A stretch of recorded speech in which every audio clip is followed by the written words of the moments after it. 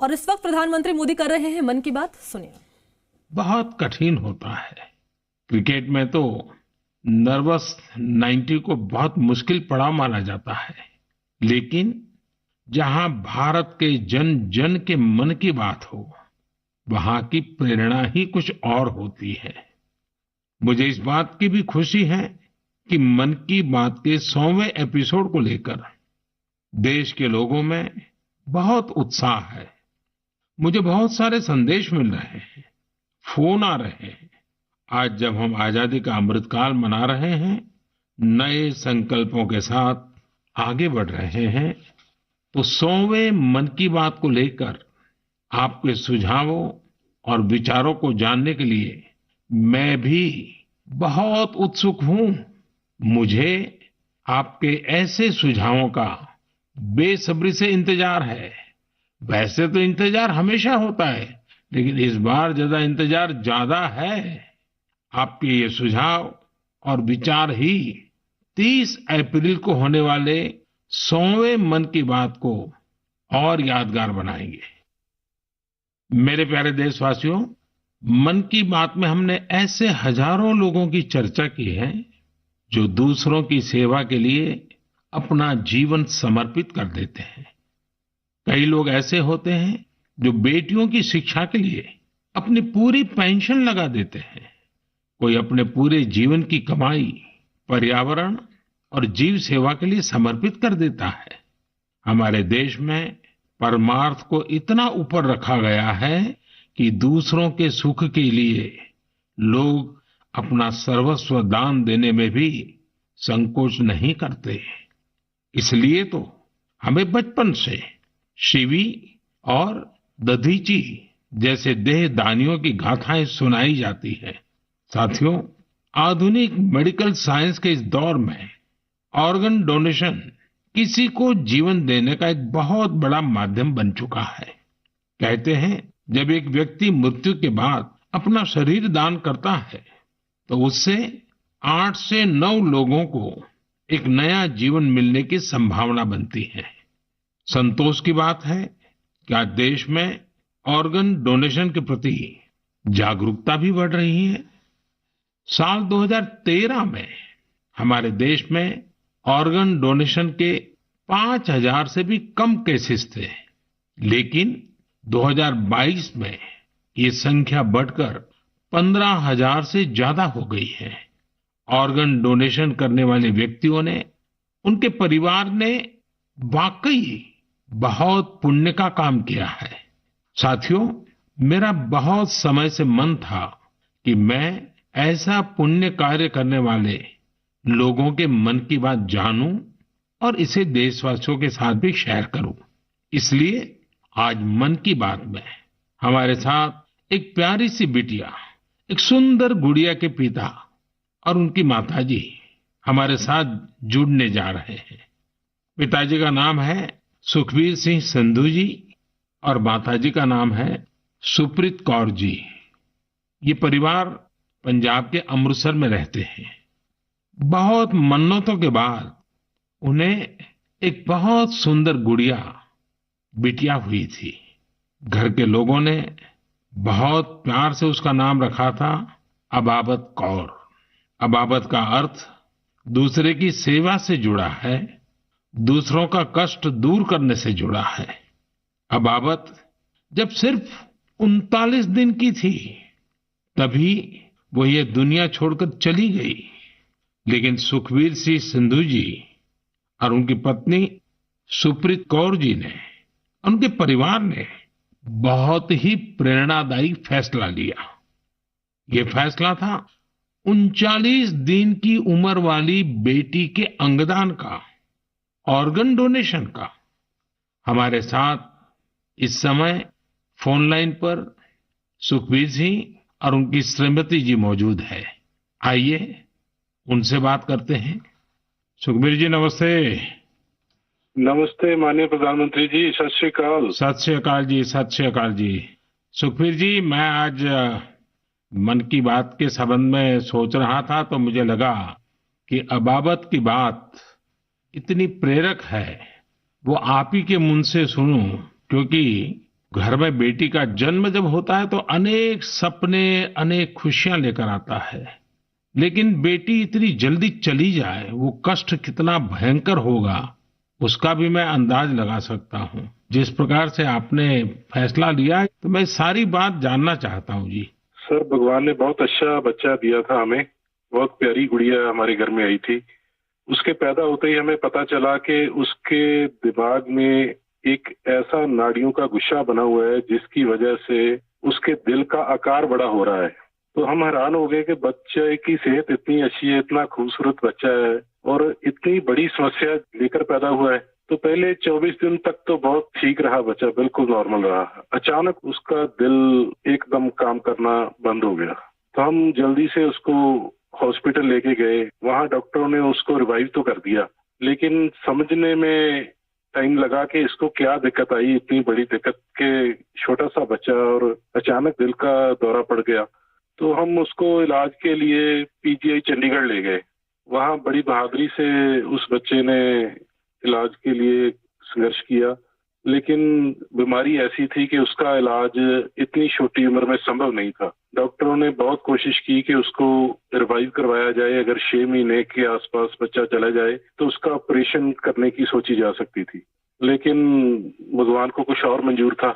उन्होंने केवल 39 डेज की जब हुई तो डॉक्टर्स ने कहा कि इसको दोबारा दिल का दौरा पड़ा है, अब उम्मीद बहुत कम रह गई है।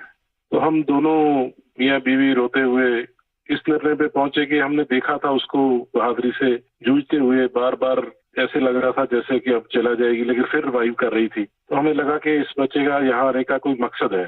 तो उन्होंने जब बिल्कुल ही जवाब दे दिया तो हम दोनों ने डिसाइड किया कि क्यों ना हम इस बच्चे के ऑर्गन डोनेट कर दें, शायद किसी और की जिंदगी में उजाला आ जाए। फिर हमने पीजीआई के जो एडमिनिस्ट्रेटिव ब्लॉक है उनमें संपर्क किया और उन्होंने हमें गाइड किया कि इतने छोटे बच्चे के केवल किडनीज ही दी जा सकती हैं। परमात्मा ने हिम्मत दी, गुरु नानक साहब का फलसफा है, इसी सोच से हमने डिसीजन ले लिया जी। नहीं, गुरुओं ने जो शिक्षा दी है उसको आपने जी करके दिखाया है जी। सुरप्रीत जी हैं क्या, उनसे बात हो सकती है? जी सर। हेलो। सुरप्रीत जी, मैं आपको प्रणाम करता हूँ। नमस्कार सर। नमस्कार सर, ये हमारे लिए बड़ी गर्व की बात है कि आप हमसे बात कर रहे हैं। आपने इतना बड़ा काम किया है और मैं मानता हूँ देश ये सारी बातें जब सुनेगा तो बहुत लोग किसी की जिंदगी बचाने के लिए आगे आएंगे। अबाबत का ये योगदान है, ये बहुत बड़ा है जी। सर, ये भी गुरु नानक पातशाह जी की शायद बख्शिश थी कि उन्होंने हिम्मत दी ऐसा डिसीजन लेने में। गुरुओं की कृपा के बिना तो कुछ हो ही नहीं सकता जी। बिल्कुल सर, बिल्कुल। सुखबीर जी, जब आप अस्पताल में होंगे और ये हिला देने वाला समाचार जब डॉक्टर ने आपको दिया, उसके बाद भी आपने स्वस्थ मन से, आपने और आपकी श्रीमती जी ने इतना बड़ा निर्णय किया। गुरुओं की सीख तो है ही है, लेकिन आपके मन में इतना बड़ा उदार विचार और सचमुच में अबाबत का जो अर्थ सामान्य भाषा में कहे तो मददगार होता है, ये काम कर दिया। ये उस पल को मैं सुनना चाहता हूँ जी। सर, एक्चुअली हमारे एक फैमिली फ्रेंड है प्रिया जी, उन्होंने अपने ऑर्गन डोनेट किए थे, उनसे भी हमें प्रेरणा मिली। तो उस समय तो हमें लगा कि शरीर जो है पंच तत्व में विलीन हो जाएगा। जो कोई बिछड़ जाता है, चला जाता है, तो उसका शरीर को जला दिया जाता है या दबा दिया जाता है। लेकिन अगर उसके ऑर्गन किसी के काम आ जाए तो ये भले का ही काम है। और उस समय हमें और गर्व महसूस हुआ जब डॉक्टर्स ने ये बताया हमें कि आपकी बेटी इंडिया की यंगेस्ट डोनर बनी है जिसके ऑर्गन सक्सेसफुली ट्रांसप्लांट हुए। तो हमारा सर गर्व से ऊंचा हो गया कि जो नाम हम अपने पेरेंट्स का इस उम्र तक नहीं कर पाए, एक छोटा सा बच्चा आके इतने दिनों में हमारा नाम ऊंचा कर गया। और इससे और बड़ी बात है कि आज आपसे बात हो रही है इस विषय पे, हम प्राउड फील कर रहे हैं। सुखबीर जी, आज आपकी बेटी का सिर्फ एक अंग जीवित है ऐसा नहीं है। आपकी बेटी मानवता की अमर गाथा की अमर यात्री बन गई है। अपने शरीर के अंश के जरिए वो आज भी उपस्थित है। इस नेक कार्य के लिए मैं आपकी, आपकी श्रीमती जी की, आपके परिवार की सराहना करता हूं। Thank you sir. साथियों, ऑर्गन डोनेशन के लिए सबसे बड़ा जज्बा यही होता है कि जाते जाते भी किसी का भला हो जाए, किसी का जीवन बच जाए। जो लोग ऑर्गन डोनेशन का इंतजार करते हैं, वो जानते हैं कि इंतजार का एक एक पल गुजरना कितना मुश्किल होता है। और ऐसे में जब कोई अंगदान या देहदान करने वाला मिल जाता है, तो उसमें ईश्वर का स्वरूप ही नजर आता है। झारखंड की रहने वाली स्नेहलता चौधरी जी भी ऐसी ही थी, जिन्होंने ईश्वर बनकर दूसरों को जिंदगी दी। 63 वर्ष की स्नेहलता चौधरी जी अपना हार्ट, किडनी और लीवर दान करके गई। आज मन की बात में उनके बेटे भाई अभिजीत चौधरी जी हमारे साथ हैं। आइए उनसे सुनते हैं। अभिजीत जी नमस्कार। प्रणाम सर। अभिजीत जी, आप एक ऐसी माँ के बेटे हैं जिसने आपको जन्म देकर एक प्रकार से जीवन तो दिया ही, लेकिन और जो अपनी मृत्यु के बाद भी आपकी माता जी कई लोगों को जीवन दे करके गई। एक पुत्र के नाते अभिजीत आप जरूर गर्व अनुभव करते होंगे। हाँ जी सर। आप अपनी माता जी के बारे में जरा बताइए, किन परिस्थितियों में ऑर्गन डोनेशन का फैसला लिया गया? मेरी माता जी सरायकेला बोल के एक छोटा सा गांव है झारखंड में, वहाँ पे मेरे मम्मी पापा दोनों रहते हैं। ये पिछले 25 साल से लगातार मॉर्निंग वॉक करती थी और अपने हैबिट के अनुसार सुबह 4 बजे अपने मॉर्निंग वॉक के लिए निकली थी। उस समय एक मोटरसाइकिल वाले ने इनको पीछे से धक्का मारा और वो उसी समय गिर गई, जिससे उनको सर पे बहुत ज्यादा चोट लगा। तुरंत हम लोगों ने उनको सदर अस्पताल सरायकेला ले गए, जहाँ डॉक्टर साहब ने उनकी मरहम पट्टी की और खून बहुत निकल रहा था और उनको कोई सेंस नहीं था। तुरंत हम लोगों ने उनको टाटा मेन हॉस्पिटल लेके चले गए। वहाँ उनकी सर्जरी हुई। 48 घंटे के ऑब्जर्वेशन के बाद डॉक्टर साहब ने बोला कि वहाँ पे चांसेस बहुत कम है। फिर हमने उनको एयरलिफ्ट करके एम्स दिल्ली लेके आए हम लोग। यहाँ पे उनकी ट्रीटमेंट हुई तकरीबन 7-8 दिन। उसके बाद पोजीशन ठीक था। एक दिन उनका ब्लड प्रेशर काफी गिर गया। उसके बाद पता चला उनकी ब्रेन डेथ हो गई है। तब फिर डॉक्टर साहब हमें प्रोटोकॉल के हिसाब ब्रीफ कर रहे थे ऑर्गन डोनेशन के बारे में। हम अपने पिताजी को शायद ये नहीं बता पाते कि ऑर्गन डोनेशन टाइप का भी कोई चीज होता है, क्योंकि हमें लगा वो उस बात को एब्जॉर्ब नहीं कर पाएंगे। तो उनके दिमाग से हम ये निकालना चाहते थे कि ऐसा कुछ चल रहा है। जैसे हमने उनको बोला कि ऑर्गन डोनेशन की बातें चल रही है, तब उन्होंने बोला कि नहीं नहीं, ये मम्मी का बहुत मन था और हमें ये करना है। हम काफी निराश थे उस समय तक, जब तक हमें ये पता चला था कि मम्मी नहीं बच सकेगी। पर जैसे ही ये ऑर्गन डोनेशन वाला डिस्कशन चालू हुआ, वो निराशा एक बहुत ही पॉजिटिव साइड चला गया और हम काफी अच्छे एक बहुत ही पॉजिटिव एनवायरनमेंट में आ गए।